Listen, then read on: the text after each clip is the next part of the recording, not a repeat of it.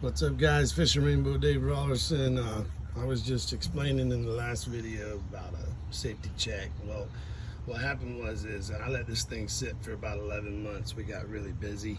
It was full of life jackets, paddles, leaves, pine needles, you name it. So we cleaned it all out.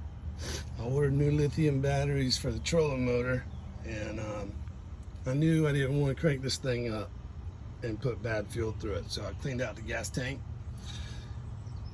Dealt with my separator and cleaned out the gas lines, primer bulb, everything.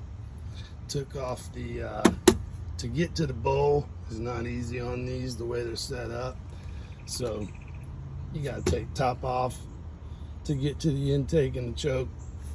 And if you want to get to the bowl without taking the carburetor off, you're gonna have to take the front cover off. Otherwise, just lift the carburetor out and deal with it that way. Anyhow, put everything back together, and when I was going to hook up my primer bulb, I accidentally snapped off. So anyhow, was trying to get her cranked up last night, and the odds were against me. Went up to Ace Hardware, and they had one left, 20 bucks. Brought it back home and zip tied that back on there and primed it up, and it started first crank. So we're back to going, guys.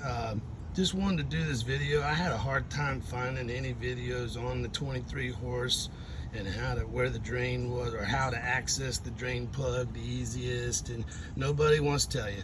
So anyhow, I mean, some other mechanic's gonna tell me, you know, just take the carb off. Well, I didn't necessarily want to take the whole carb off, and